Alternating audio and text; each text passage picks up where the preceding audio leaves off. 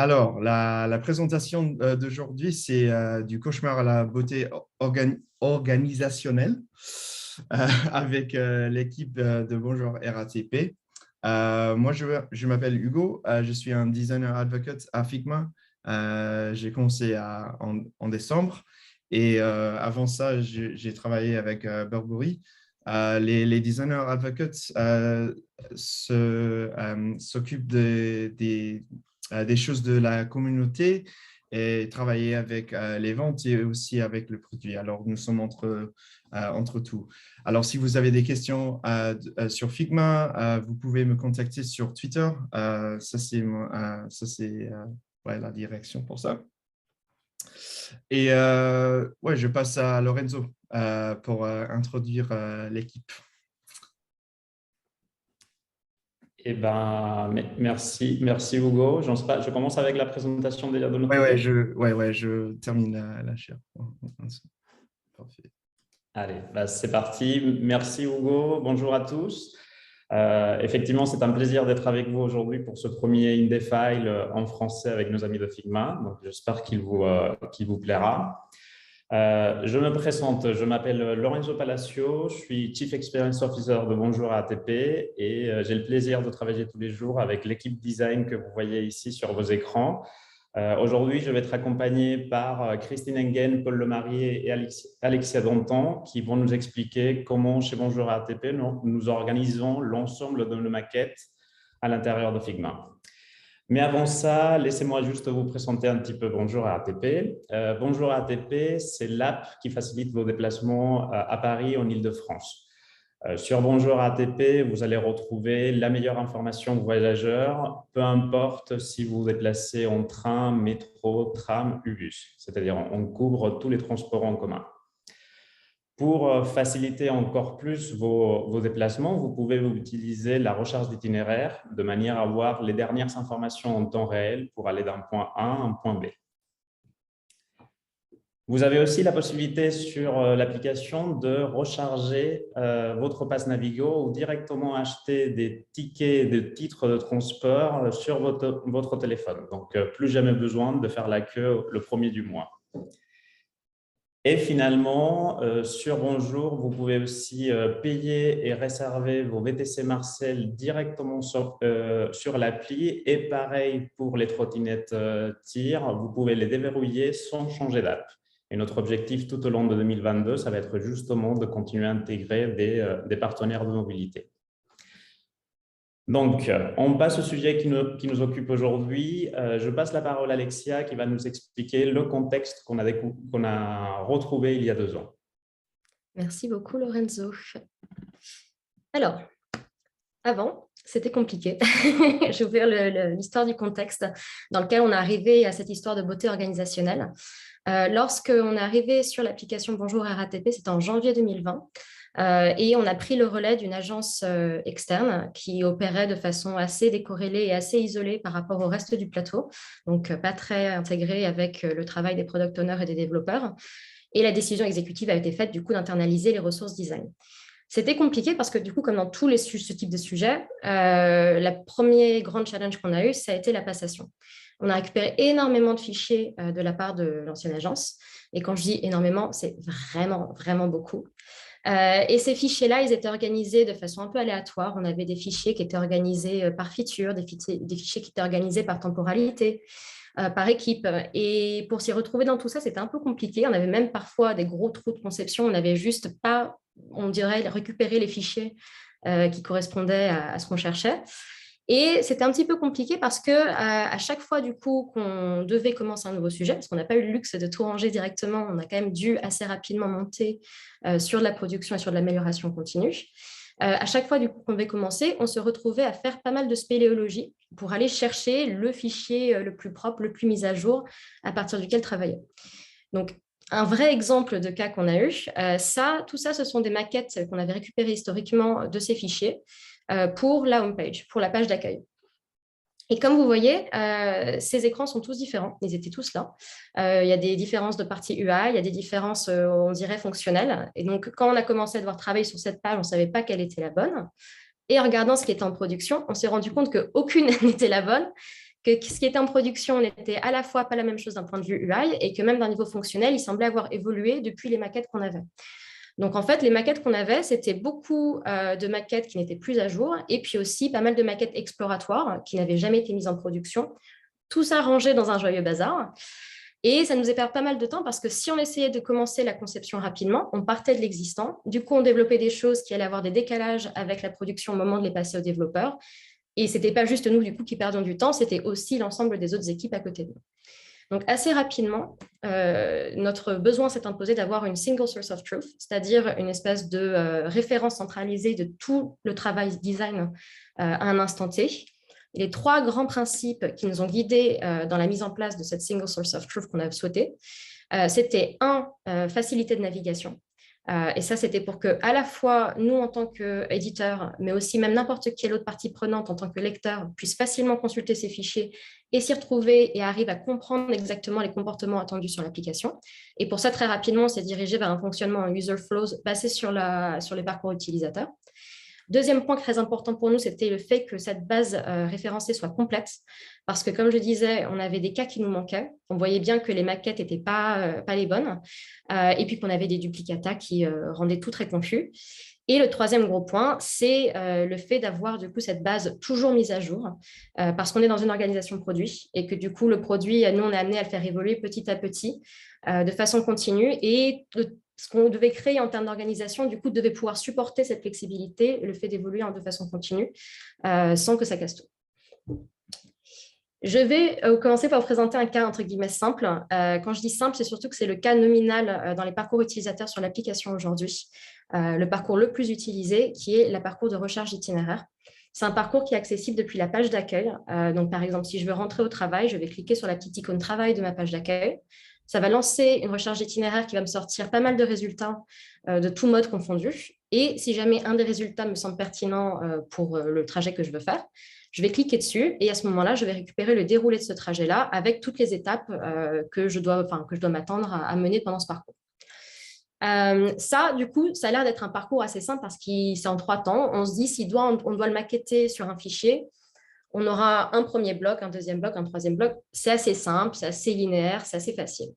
Sauf que l'accueil, en fait, n'est pas qu'un point de départ que pour la recherche d'itinéraire, c'est un point de départ pour beaucoup d'autres parcours, la gestion de profil, la gestion des favoris, les parcours de renseignement d'influence. Et du coup, dans cette logique dont on ne veut pas dupliquer des fichiers, vous imaginez bien que si on devait avoir un seul point de départ et que tous les autres parcours utilisateurs devaient partir de ce point-là, ça ferait rapidement plein de tentacules et ça deviendrait rapidement très compliqué visuellement. De même, la recherche d'itinéraire, on a des problèmes similaires avec pas mal de parcours qui partent de cet écran. Et en plus, il y a une complexité supplémentaire qui est que cet écran-là a beaucoup de données variables qui peuvent, dont l'affichage peut être modifié, soit en fonction de est-ce qu'il y a des perturbations, pas perturbations au moment de la recherche, est-ce que l'utilisateur avait déjà mis des filtres ou pas des filtres dans ses préférences de recherche, est-ce que certains modes ne sont pas disponibles à cette heure-là, etc., etc. Donc, pas mal de possibilités d'affichage possibles à devoir gérer, à devoir expliciter au niveau des maquettes. Et le troisième point,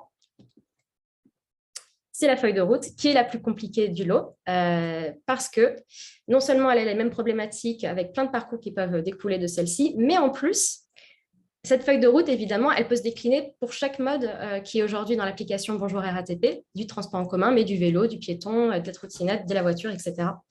Et du coup, vous imaginez bien que chacun de ces modes-là a ses particularités qui fait qu'il y a ses propres variables à gérer, ce qui veut dire qu'on a quasiment une infinité de cas visuellement à gérer. Donc, très compliqué, ça fait beaucoup de choses à ranger. Enfin, très rapidement. Et un flow qui nous paraissait simple, au final, ne l'est pas tellement. Donc, aujourd'hui, avec le travail qu'on a fait de rangement, on sait qu'aujourd'hui, toute l'application de Bonjour RATP est spécifiée avec un peu plus de 1250 maquettes uniques. Quand je dis unique, ça veut dire que c'est des maquettes qui, à chaque fois, spécifient vraiment des comportements distincts les unes des autres. Et ce chiffre, évidemment, continue à évoluer au fur et à mesure qu'on modifie l'application, que l'application vit et que le produit évolue. Je vais vous faire à présent un peu peur. Je vais vous faire un petit teasing de ce que donne notre organisation, juste pour que vous voyez en fait à quel degré de rangement est-ce qu'on est arrivé aujourd'hui. Et derrière, du coup, mes collègues vont vous expliquer comment est-ce qu'on est arrivé là. Donc, si je vais sur Figma, aujourd'hui, je vais sur la Home. Voilà, j'ai tout l'ensemble de mes fichiers sur Figma. Je vais vous refaire exactement le flow qu'on vient de présenter, c'est-à-dire le flow qui part de l'accueil vers la recherche d'itinéraire. Sur accueil, aujourd'hui, je vais prendre le fichier accueil. Donc là, je suis sur l'ensemble des comportements liés à la partie de l'accueil. Et vous voyez que très rapidement, c'est bien rangé, c'est en grille, c'est propre. Et vraiment, c'était les axes principaux dans notre méthode d'organisation. On voulait quelque chose qui soit très facilement légible, que n'importe quelle personne, éditeur ou lecteur, puisse consulter. Et pour cela, on a un système de fléchage qui fait qu'on peut juste commencer à n'importe quel point du flow. Et en suivant les flèches, on va arriver sur des descriptions de comportements. On va voir si ça correspond au comportement qu'on attend et on va continuer jusqu'aux différents écrans. On suit les flèches à chaque fois. On se dit qu'on est sur Android. Voici mon écran. Et là, on va avoir à nouveau plein de flèches. Et une partie de ces flèches-là, vous voyez, vont renvoyer du coup à des blocs qui en fait sont la suite de ces flows-là. Donc, ce qu'on a fait, c'est qu'on a bien scindé tous les flows. Et donc, RI, ça correspond pour nous à recherche itinéraire. C'est un autre fichier. Et donc là, si j'accède à ça, vous voyez que je tombe sur la page de résultats qui, à nouveau, est très bien rangée sous forme de grille, très claire, avec des clusters très distincts qui facilitent la lecture. Et même principe de fléchage, on va suivre du coup les écrans, on va passer par l'écran de chargement et on va suivre juste les instructions jusqu'à arriver à l'écran qu'on souhaite. Et là, à nouveau, je clique sur un résultat. Et bien, je vois qu'en cliquant sur ce résultat, ça me renvoie à quelque chose qu'on appelle la feuille de route qui tombe bien dans ce fichier-là. Et là, vous voyez, c'est le gros fichier dont je vous parlais tout à l'heure, où il y a énormément de complexité à gérer. Et vous voyez que du coup, la taille, en conséquence de ça, est assez impressionnante. Donc voilà, donc ça, c'est à peu près ce que ça donne aujourd'hui. Mais pour mettre ça en place, il faut du temps, il faut une approche très méthodique. Et du coup, je vais passer la main à Paul, qui va commencer à vous présenter comment est-ce que ça se met en place. Merci Alexia. Est-ce que vous voyez bien l'écran? On est bon? Je ne crois pas qu'on soit attendu. J'ai un petit souci, je suis désolée. Est-ce que tu peux prendre le contrôle, Paul? Ouais, je vais faire ça. Tac. Voilà. On est bon. Donc, merci Alexia. Maintenant, on va entrer davantage dans le détail pour vous donner quelques astuces, quelques clés pour vous aider à mieux diviser votre produit en différents fichiers Figma. Notre devise pour y arriver étant diviser pour mieux régner.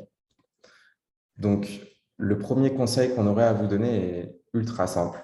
C'est d'abord de vous concentrer sur la navigation principale de votre produit. Pourquoi? Parce que c'est la colonne vertébrale de votre produit, c'est de là que partent tous vos parcours. Chez Bonjour RATP, on a 5 entrées principales. On a l'accueil, les horaires, les plans, les trafics et les titres. Et en fait, il faut tout simplement diviser en autant de fichiers Figma distincts que se compose votre navigation principale pour déjà commencer à réduire la densité visuelle de tous vos flows. Ensuite, une fois que vous avez fait ça, on va se concentrer sur le fait de créer des pages pour encore réduire cette densité. Donc, comme vous l'a montré tout à l'heure Alexia, on a différents parcours qui peuvent partir de l'accueil. Par exemple, on a le profil, on a autour de moi, on a la recherche d'itinéraire ou encore la gestion des favoris adresses. Eh bien, en fait, pour tous ces fichiers de la navigation principale, on va leur dédier une page pour chaque flow qui partent de ces fichiers-là. Donc, concrètement, comment ça se traduit? Là, on va retrouver tous nos petits que je vous ai cités juste avant dans l'accueil. Donc, on va avoir l'entrée de l'accueil, le profil autour de moi, la recherche d'itinéraire, etc. Sauf que, comme vous avez pu le deviner tout à l'heure avec ce que vous a montré Alexia, dans certains cas, on va tomber sur des fonctionnalités qui sont assez denses, avec beaucoup de complexité, beaucoup de conditions, de spécificité. Par exemple, pour la recherche d'itinéraire, on va retrouver la partie recherche, le fait de filtrer sa recherche, le fait d'afficher les résultats d'itinéraire ou encore la feuille de route, que ce soit pour les transports en commun, le piéton ou encore le vélo. Et en fait, si on suit la logique initiale, on se retrouverait avec une arborescence telle quelle dans l'accueil, où en fait, on aurait une densité assez visuelle pour la recherche d'itinéraire, comme vous pouvez le voir ici. avec 4 flows en un dans une seule page. Donc, en fait, c'est à ce moment-là où on va se dire, OK, mon premier conseil, il ne va pas pouvoir s'appliquer tout le temps. Et c'est là où je vais me dire, peut-être qu'il faut que je dédie un espace distinct justement pour ces grosses fonctionnalités en créant un fichier à part entière pour la recherche d'itinéraire. Je dis ça pour la recherche d'itinéraire, mais ça pourrait être très bien le cas pour d'autres fonctionnalités.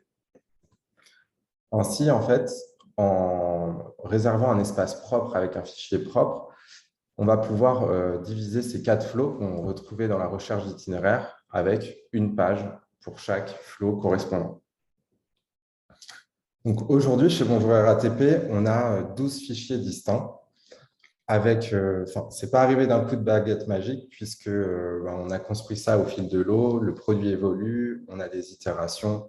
En fonction des itérations qu'on va faire sur le produit, une page peut très bien se déplacer d'un fichier à un autre, un nouveau fichier va se créer, un autre, on va peut-être l'abandonner.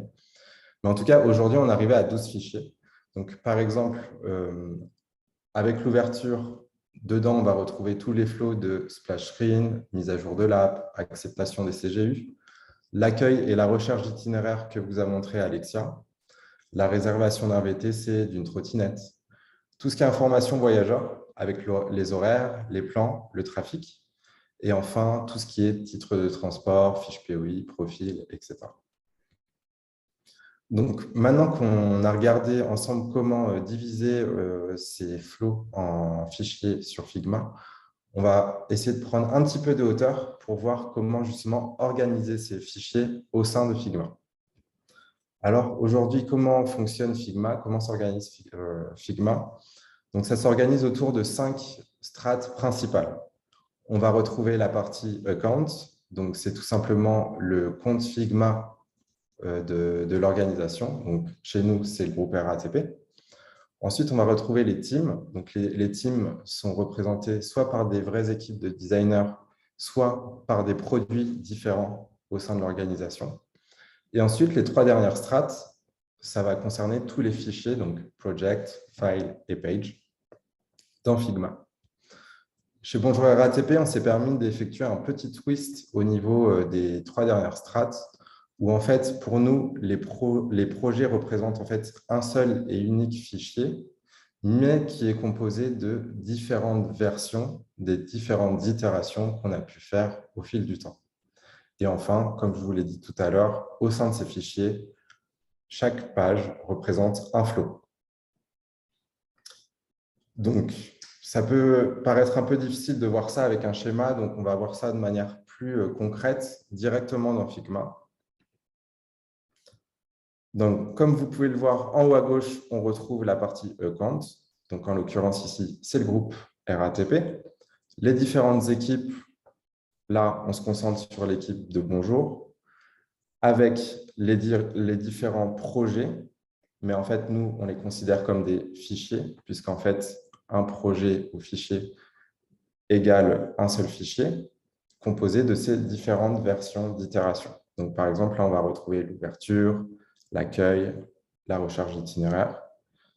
Si je rentre dans la recherche d'itinéraire, on va retrouver en fait toutes les anciennes itérations du fichier de recherche d'itinéraire. Par exemple, la première fois qu'on a travaillé sur la recherche d'itinéraire, on avait travaillé sur le fait d'ajouter le prix d'un trajet. Une fois qu'on a effectué cette itération, on a dupliqué le fichier, on est passé sur un nouveau projet et en fait, on a effectué toutes ces modifications. Et à chaque fois qu'on a une nouvelle modification, un nouveau gros projet, on va dupliquer ce fichier. Donc aujourd'hui, on en est arrivé à l'itération numéro 20 où, par exemple, là, on va travailler sur la publicité display. Donc, comment on s'organise, comment on s'y retrouve, notamment avec les développeurs, les product owners pour justement gérer cet historique de fichiers. Nous, on utilise un système de statut et de code couleur qui est assez simple. C'est le fait de se dire que quand on commence à travailler sur un projet, on utilise le statut bleu, qui veut dire en cours, c'est-à-dire que le designer commence à travailler sur un projet, rien n'a été encore validé, il continue d'itérer sur le projet jusqu'à ce que ça soit assez sec. Donc, ça ne peut pas encore partir en production. Une fois que les designers, les développeurs, les product owners se sont mis d'accord sur le fait qu'un sujet ait été validé, il passe en vert, validé, c'est simple. Et à partir de ce moment-là, le product owner va pouvoir aller connecter ses user stories directement aux maquettes correspondantes.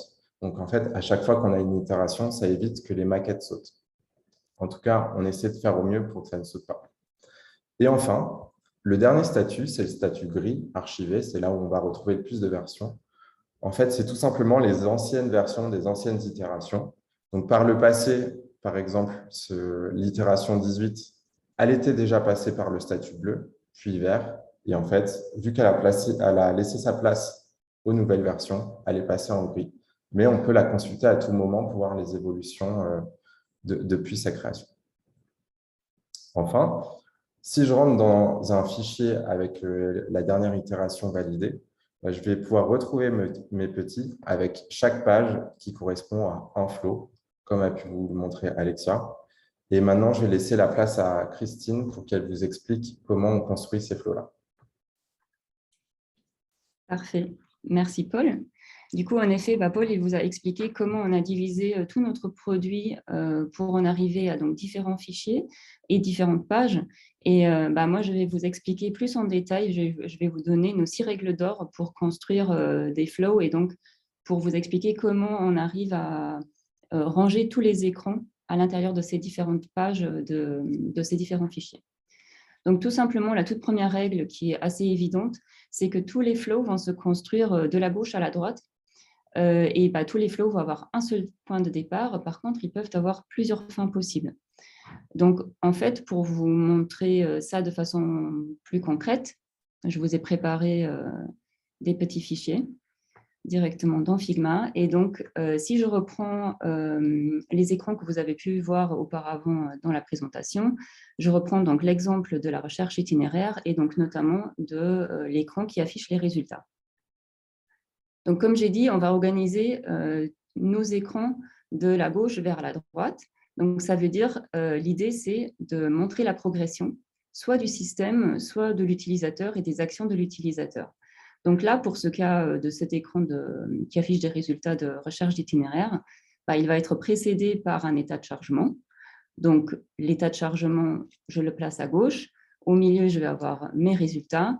Et derrière, potentiellement, l'utilisateur, il peut faire plusieurs actions, comme il peut vouloir consulter un autre mode de transport que les transports en commun qui s'affichent en premier par défaut. Donc, s'il clique sur un autre tab, il va afficher les résultats correspondant à un autre mode. Et donc, comme j'ai dit, chaque flow a un début. Donc ici, nous, on a créé des composants pour justement mentionner les débuts, les fins, et vous allez voir par la suite, on en a quelques autres composants. Donc ceux-là, on les a créés et je vais vous montrer en fait, en sélectionnant mon composant début du flow et un écran, nous utilisons un plugin qui s'appelle Arrow Auto et qui permet donc de faire le lien entre ces deux éléments.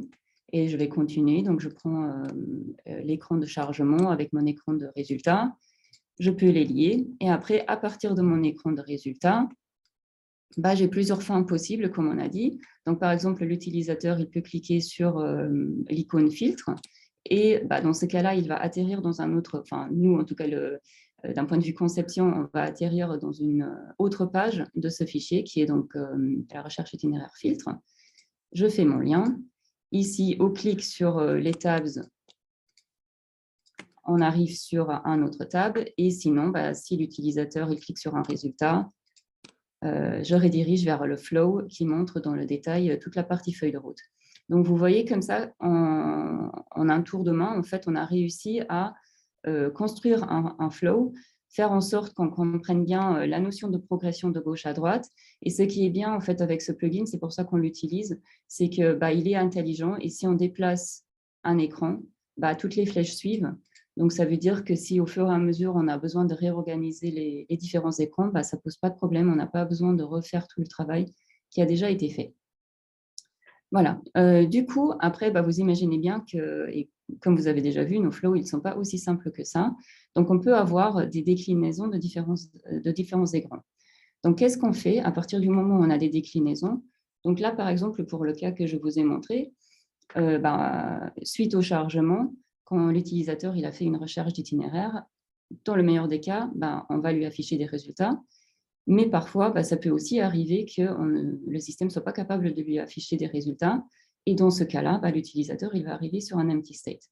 Donc, la question qu'on se pose, c'est comment est-ce que je vais ranger toutes ces déclinaisons possibles? Donc, c'est encore simple. Toutes les déclinaisons, on va les organiser de haut en bas. Donc, pour bien marquer que ces déclinaisons vont arriver à une même étape du parcours utilisateur. Donc, si je reprends l'exemple de tout à l'heure, mon empty state, donc pas de résultat à trouver, je vais donc le positionner bien en dessous de l'écran qui montre bien des résultats. Je peux resélectionner mon écran de chargement et je vais le connecter avec l'écran de empty state pour dire, suite au chargement, soit l'utilisateur, on lui affiche des résultats, soit on ne lui affiche pas de résultats si jamais on n'en a pas trouvé. Et comme vous voyez, pour vous expliquer ça, j'ai quand même mis quelques mots pour vous expliquer la différence. Certes, là, visuellement, on voit que les deux écrans sont différents, mais parfois, on peut se retrouver dans des déclinaisons d'écran qui sont plus subtiles que ça. Et donc, ce qui nous pose problème avec juste cette double redirection d'un écran vers deux déclinaisons, c'est que ce n'est pas forcément autoporteur de sens. Et d'où donc notre troisième règle qui va être d'utiliser des conditions pour expliquer les différents cas. Et donc, c'est très simple. En fait, plutôt que de juste faire des flèches sans expliquer, on va introduire des blocs de conditions qui vont nous permettre donc d'expliquer avec un minimum de texte ce qui se passe. Et comme ça, toute personne qui vient consulter ces flows ou ces écrans peut comprendre ce qui se passe réellement derrière. Donc, en gros, ici, ce que j'ai fait, ça, une fois de plus, ce sont des composants que nous avons créés un peu basés sur le fonctionnement d'un plugin qu'on avait l'habitude d'utiliser sur un autre outil de conception avant Figma. Et on a gardé cette habitude-là. Et donc, ici, dans ce bloc de conditions, je vais dire la recherche, est-ce qu'elle a trouvé des résultats? Oui. Si elle a trouvé des résultats, je redirige toujours vers l'écran qui affiche bien des résultats. Et si elle n'a pas retrouvé des résultats, je redirige vers mon empty state. Et comme ça, voilà, toute personne est capable de lire ce flow de façon autonome et c'est parfaitement compréhensible. Une fois de plus, vous imaginez bien que là, j'ai fait l'exercice sur 2 déclinaisons, mais on peut en avoir plein d'autres. Et à partir du moment où on en a plein, on peut se poser la question de ça va devenir compliqué, on va devoir faire des déclinaisons un peu de façon exponentielle. Et c'est pour ça qu'on a défini une deuxième règle qui va être de définir un cas nominal. Donc, juste pour vous montrer un peu l'origine peut-être du problème et ce qu'on va éviter de faire, c'est que là, vous avez vu le cas de « on a bien trouvé des résultats, on avait l'empty state », mais on pourrait aussi avoir cet écran avec un bandeau de communication qui s'affiche que de temps en temps. Et on peut bien évidemment aussi avoir sur chacun des résultats une perturbation sur les transports en commun. Et donc, rien que si on regarde ces 3 exemples, on pourrait se poser la question ou être tenté de vouloir traiter l'exhaustivité des cas et de vouloir faire une combinaison, par exemple, entre le bandeau de communication et les perturbations. Et c'est justement là où le fait de définir un cas nominal va nous éviter de faire ça et ça nous évite de faire des déclinaisons à l'infini. Et donc, comment est-ce que ça va se passer? Je vous montre rapidement sur le schéma, après je repasse sur le fichier. Donc, en définissant un cas nominal, le cas nominal, c'est quoi? En fait, le cas nominal, c'est censé représenter le cas le plus probable ou le plus représentatif qui peut arriver sur un flow donné. Donc là, sur l'exemple que je vous montre, notre cas nominal, il va être, on a bien trouvé des résultats, il n'y a pas de bandeau de communication parce qu'il est plutôt occasionnel, et il n'y a pas de perturbation parce que c'est ce qu'on souhaite pour nos utilisateurs et dans la plupart des cas, il n'y a pas de perturbation sur les différentes lignes.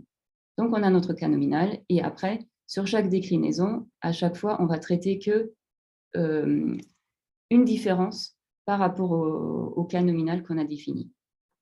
Donc, si je reviens sur mon fichier Initialement, j'avais mis juste une condition qui disait est-ce qu'on a trouvé des résultats, oui, non. Mais finalement, puisque j'ai besoin d'intégrer plus de déclinaisons, plus de variations de cet écran, je vais passer sur une condition qui me dit donc cas nominal pour retrouver exactement ce que je viens de vous dire. Donc, le cas nominal, c'est j'ai trouvé des résultats transport en commun, il n'y a pas de bandeau de communication, il n'y a pas de perturbation. Si je continue tout droit, je tombe toujours sur cet écran-là. En dessous, j'ai juste dit autre déclinaison qui va rediriger vers un autre bloc de conditions à l'intérieur duquel je distingue donc bien les 3 déclinaisons que j'ai intégrées. Donc, pas de résultat trouvé, avec un bandeau de communication et avec des perturbations. Donc, vous voyez bien, à chaque fois, chaque déclinaison ne contient qu'une différence, une variation par rapport à l'écran nominal qui est tout en haut, situé sur l'horizontale, la lecture horizontale du flow. Une fois que j'ai fait ça, tout à l'heure, je vous ai parlé de fin de flow. Donc, vous voyez que depuis ce cas nominal, en effet, j'avais fait des redirections vers soit différents écrans qui vont suivre dans le parcours ou alors vers différents parcours à l'intérieur de ce fichier même ou à l'intérieur de d'autres fichiers. Donc, la question qui se pose, c'est est-ce que je vais être obligée de faire ça pour chacun des écrans? Donc, vous vous doutez bien que, en effet, par exemple, une interaction qui est commun à toutes ces déclinaisons, c'est l'accès au filtre. Donc, on a décidé que respécifier à chaque fois des interactions que des déclinaisons ont en commun, ça va faire que finalement, le flow, il ne va pas forcément être lisible. Donc, la 5e règle va être de spécifier chaque interaction une seule fois et dès qu'elle apparaît dans le flow.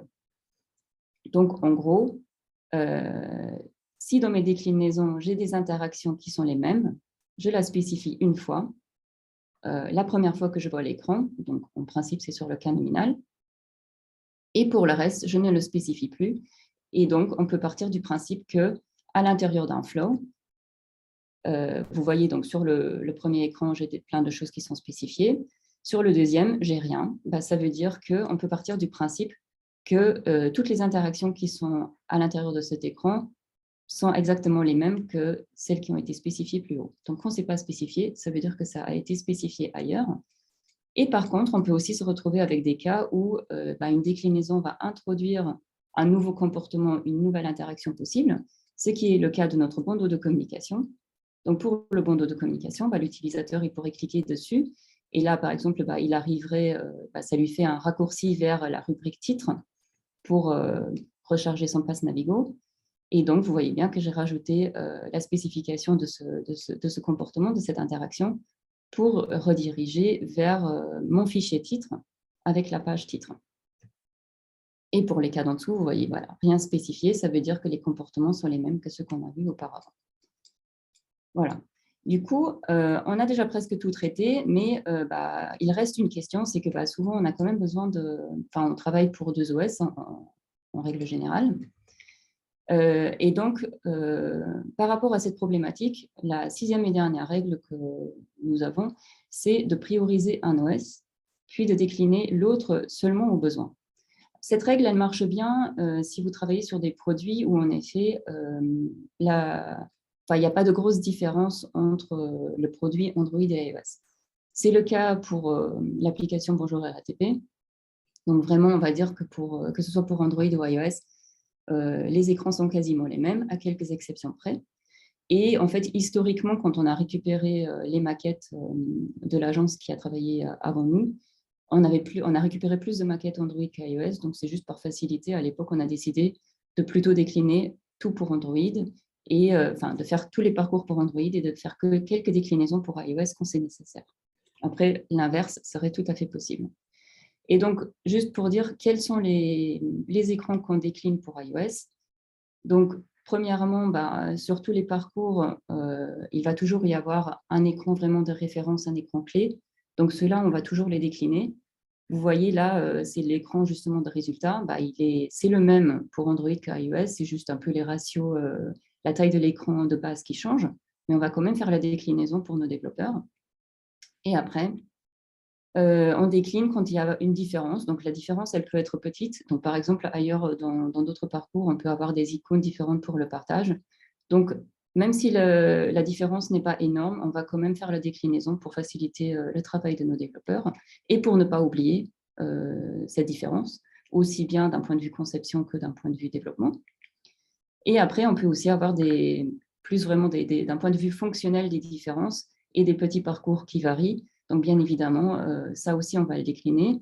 Donc là, on est dans le parcours de l'achat de titres, où les utilisateurs Android, ils vont faire leur paiement uniquement par carte bancaire, alors que sur iOS, les utilisateurs ils peuvent utiliser Apple Pay. Donc, bien évidemment, tout le parcours de paiement Apple Pay, on va le spécifier aussi pour que ce soit clair pour les développeurs. Et donc, si je reviens au fichier, juste pour vous montrer comment est-ce qu'on insère ces déclinaisons spécifiques aux OS à l'intérieur de nos flows. Donc là, sur le parcours que je vous ai montré et préparé, puisque l'écran qu'on va décliner, c'est l'écran de cas nominal. Donc en fait, c'est après la condition qui détaille le cas nominal. Et j'ai introduit un bloc condition qui va faire la dispatch pour Android et iOS. Android, c'est toujours mon cas nominal, donc c'est celui qui va rester à l'horizontale. Et l'écran iOS, je l'ai inséré à la verticale, juste en dessous, pour montrer que c'est une déclinaison, mais que voilà, il n'y a pas de grosse différence. Donc, voilà ce que ça donne. Si on fait l'exercice sur 6-7 écrans, je vais vous remontrer dans la réalité exactement ce même parcours, ce que ça donne. Donc, vous voyez qu'il y a quand même plus de choses. Mais néanmoins, grâce à ce système de liens, de fléchage entre les différents écrans et entre les différentes conditions, et en respectant cette grille à l'horizontale, la progression, à la verticale, les déclinaisons, on arrive quand même à se repérer. Et il y a des éléments qui nous permettent de lire l'explication de l'écran qui suit. Donc, c'est compréhensible par tout le monde. Et donc, juste si je reviens sur les objectifs qu'on s'était donnés en faisant cette nouvelle organisation de nos fichiers, on voulait que ce soit facile à naviguer. Donc, le fait de fonctionner en user flow, ça nous prouve que c'est facile à naviguer. Nos fichiers sont partagés avec l'ensemble des équipes. Donc, que ce soit les PO ou les développeurs, ils peuvent lire les flows de façon autonome et bien comprendre de quoi il s'agit et à quoi correspond chaque écran. On a une conception qui est complète. Donc, le fait de fonctionner de cette façon et de même faire la conception en pensant en flow, ça nous permet de ne pas oublier des cas et de ne pas nous retrouver en développement et que les développeurs soient obligés de combler les trous, enfin, tous les trous de conception qu'on n'aurait peut-être pas vus. Donc, rien que d'un point de vue réflexion, le fait de travailler en flow, ça nous facilite aussi le travail. Et surtout, toujours à garder en tête, chaque écran est unique. Donc, il n'y a aucun écran dans tous nos fichiers qui est dupliqué. Chaque écran a un seul emplacement à l'intérieur d'un seul fichier, d'une seule page, d'un seul flow. Et donc, ça nous facilite justement le dernier point qui est, on a des maquettes qui sont toujours à jour. On sait toujours où on va retrouver la dernière version de chaque écran, validée ou en cours de retravail. Donc, finalement, voilà, tous nos objectifs sont atteints. Et sur ça, je repasse la parole à Lorenzo. Donc, merci beaucoup à tous pour votre attention. J'espère que ça a été clair. N'hésitez pas, dans tous les cas, à consulter l'article qu'on a publié sur Medium il y a 2 mois. Là, vous allez avoir encore plus de détails sur le contexte et vous pouvez aussi consulter des vrais fichiers à nous où vous pourrez avoir le détail de cette organisation. Et sinon, on passe à la partie des questions. On est là pour vous. Parfait. Merci beaucoup à toute l'équipe. C'était très impressionnant. Il y en a plein de questions. Je vais repartager mon écran pour voir un moment. OK. Comme ça. Et je pense qu'on peut commencer avec ceci de Charles. En termes de gestion et d'organisation, une personne est dédiée à ça ou c'est la responsabilité de toute l'équipe? Alors, c'est vraiment la responsabilité de toute l'équipe, mais ce qui est quand même important de comprendre, c'est que les fichiers que vous avez vus, ce sont carrément des fichiers de travail, d'accord? Ce n'est pas des fichiers en mode vitrine qu'on prépare à la fin et qui sont plus jolis juste pour la documentation. C'est carrément les fichiers sur lesquels les designers travaillent. Comme expliquait Paul, qui travaille d'abord avec une version bleue, et quand cette version bleue est déjà validée avec Product Manager et développeur, ça passe en vert. Donc, du coup, en fait, les designers discutent avec Product Manager et développeur directement sur ces fichiers. Et donc, du coup, tout le monde se met d'accord par rapport au flow et les différents enchaînements d'écran. J'ai aussi mis cette question quand nous avons parlé avant, la question de branching. Si vous pouvez parler un peu sur ça. Pardon, laquelle? La duplication des fichiers. Ah oui, tout à fait. Alors, pourquoi aujourd'hui on n'utilise pas le système de branche de Figma, qui est très bien, je le c'est surtout parce que dans le passé, on a eu quand même pas mal de problèmes par rapport au lien Figma qui était intégré dans les user stories rédigées par les product managers.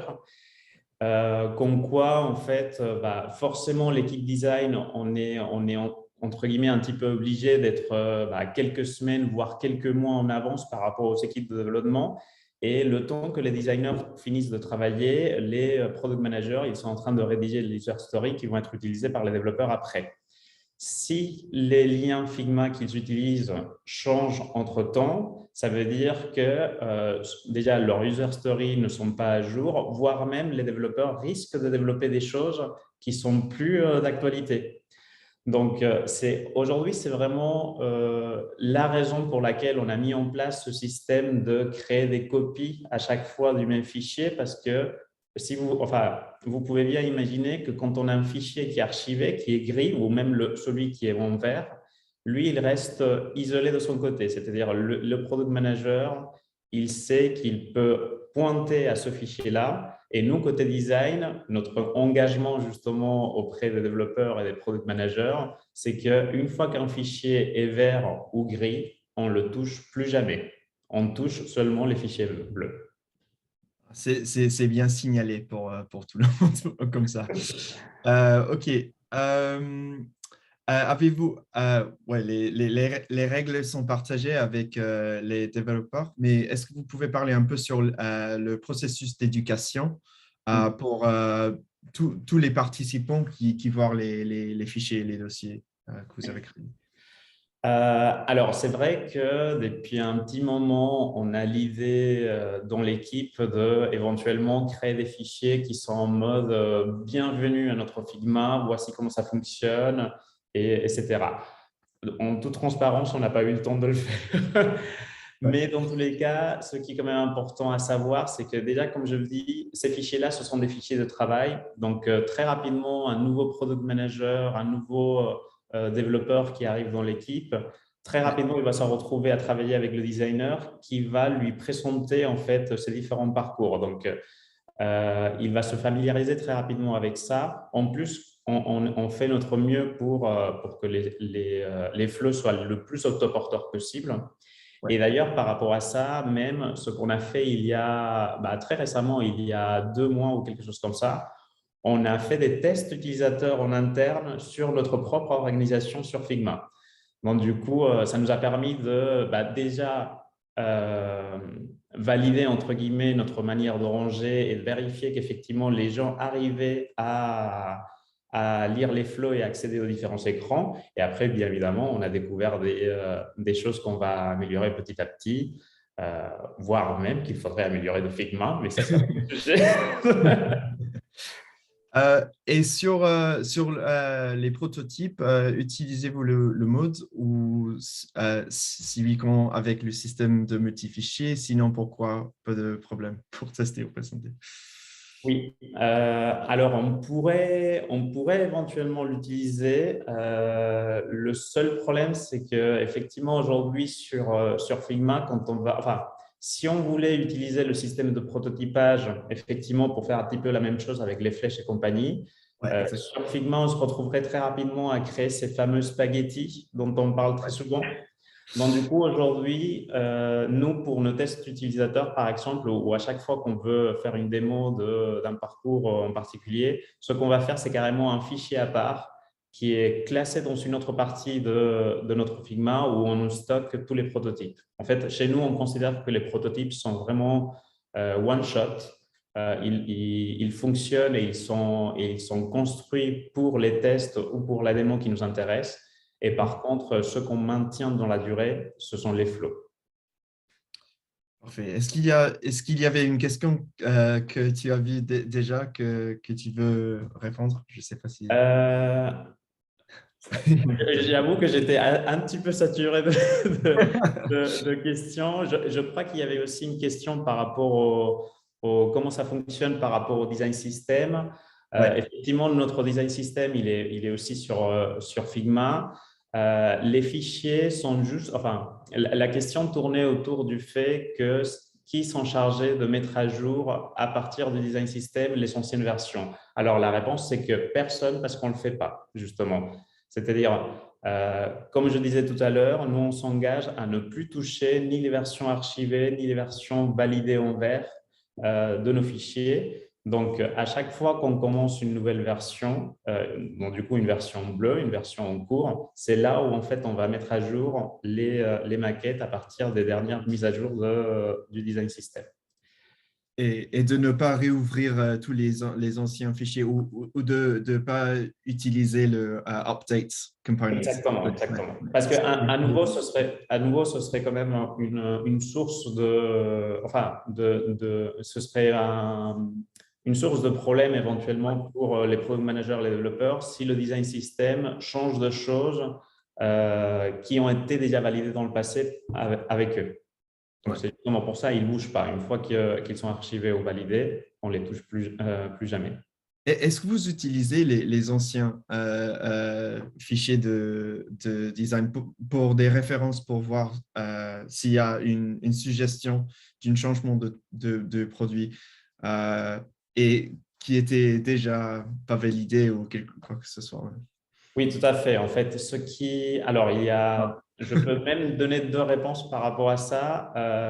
Il y a des fonctionnalités que, au fur et à mesure de l'évolution du produit, en fait, elles changent ou elles disparaissent même. Donc, du coup, justement, l'archivage nous permet de retrouver tout ça au cas où, à un moment donné, on a besoin pour faire une référence ou pour se rappeler comment ça fonctionnait à l'époque, etc. Et il y a une autre possibilité qui arrive aussi souvent, comme dans n'importe quelle équipe produit.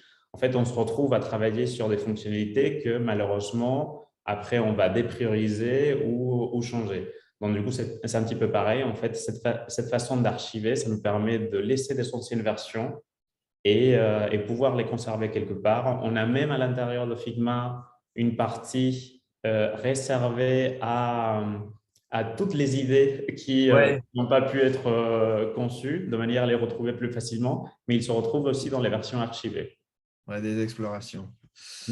Des raisons spécifiques pour avoir choisi AutoArrow, si c'est bien le nom, versus d'autres plugins du genre Flowkit? Oui. Je suis intéressé de savoir cette question de David. Alors, il faut savoir que le plugin de Flowkit, il est en train de s'améliorer énormément. On le surveille de près.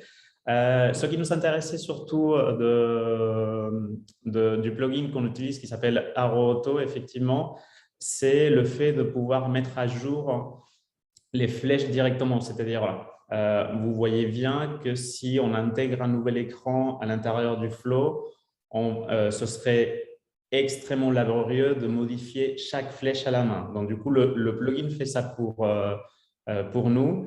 On a testé d'autres plugins. On a testé, par exemple, un autre plugin qui est assez connu qui s'appelle Autoflow, je crois, qui visuellement, en fait, les flèches sont plus sympas, sauf que les flèches très rapidement se mélangent les unes avec les autres. Donc, c'est pour ça qu'on a arrêté. Et bon, notre rêve, ce serait, là je fais ma petite demande, mais notre rêve, ce serait d'avoir le système de flèches de FigJam à l'intérieur de Figma. Parfait. il y en a plein et on a 5 minutes de plus. S'il y a des sujets… la chose des edge cases, je pense qu'on a déjà, que Christine a déjà mentionné dans le flow, dans les flows. Quelle place donnez-vous au wireframe versus les écrans UI dans cette organisation? Oui, tout à fait. Alors, nous, on part de l'idée que dès l'instant qu'on a un design system suffisamment établi, installé, en fait, on peut, dans la plupart des cas, travailler directement déjà en UI ou en design visuel parce qu'on a énormément de composants à disposition. Après, dans tous les cas, bien évidemment, s'il nous manque des éléments ou quoi que ce soit, de temps en temps, ce qu'on fait, c'est qu'on met des écrans en noir et blanc à l'intérieur des flows en attendant que nos UI designers passent derrière. Et si c'est encore plus en base de fidélité, parfois, on n'utilise même pas les flows. On a une partie de notre Figma qui est dédiée à des brouillons, comme les drafts que chacun a dans son compte Figma, mais des drafts partagés avec toute l'équipe où chaque designer peut faire un petit peu ses bidouilles et une fois que ça commence à prendre forme, c'est typiquement le cas dans les phases purement d'exploration ou d'idéation avec les équipes. Une fois que l'idée, la solution commence à prendre forme, c'est là où on va commencer à la passer côté flow. Il y a ce question sur comment accompagnez-vous vos devs dans l'inspection de vos écrans, ajoutez-vous une couche de spec. On a parlé un peu sur ça déjà, mais s'il y a les détails des réunions. Oui. Ouais. Dans tous les cas, aujourd'hui, on a la chance de… Figma déjà propose énormément de choses pour que les développeurs retrouvent toutes les informations dont ils ont besoin. Nous, on fait quand même attention à construire les choses d'une certaine manière à l'intérieur de Figma pour que ça soit facilement inspectable par les développeurs. Et sinon, très rapidement, effectivement, on se pose la question de faire ça plutôt au niveau du design system parce que très rapidement, en fait, on va commencer à passer dans une logique de design token et les design tokens, parfois, méritent beaucoup plus de documentation de ce qu'on peut faire aujourd'hui. Je pense que Victor il a bougé sa flèche beaucoup dans cette partie. Est-ce que ce process n'est pas chronophage pour une utilisation en agence cadre avec plusieurs clients et le besoin de répondre rapidement à une demande? Peut-être. Alors, peut-être. C'est une question difficile. Non, effectivement, c'est une question difficile. Il faut savoir que aussi bien Paul, Alexia que Christine, on vient du monde de l'agence. Aujourd'hui, on travaille chez la RATP pour Bonjour RATP, mais on vient tous du monde de l'agence. Et ce système-là, en fait, on a commencé à le mettre en place en agence. Je dirais que ce système-là vaut la peine vraiment si vous allez travailler carrément dans une organisation de produits et dans une organisation d'amélioration en continu. C'est-à-dire, vous allez améliorer en permanence le même produit et donc, du coup, forcément, il vaut mieux se faire une idée de ce que vous avez fait il y a quelques mois. Si c'est une agence en mode projet one-shot et compagnie, je pense quand même que ça reste très… Enfin, j'encourage vraiment tous les designers à travailler en User Flow parce que ça vous garantit de prévoir l'ensemble de cas, un petit peu comme quand on prototype où on voit l'ensemble des cas, mais peut-être que ça vaut un petit peu moins la peine. Mais dans tous les cas, je vous encourage à le faire et moi, je sais… Enfin, par rapport à ce que Paul, Christine et Alexia de temps en temps me disent, quand on récupère des fichiers d'autres agences ou d'autres designers, et donc du coup, on récupère cette manière, je suis désolé si je vexe quelqu'un un petit peu anarchique de travailler. À chaque fois, on se dit, ah non, mais plus jamais on pourrait revenir à ça, en fait. Ouais.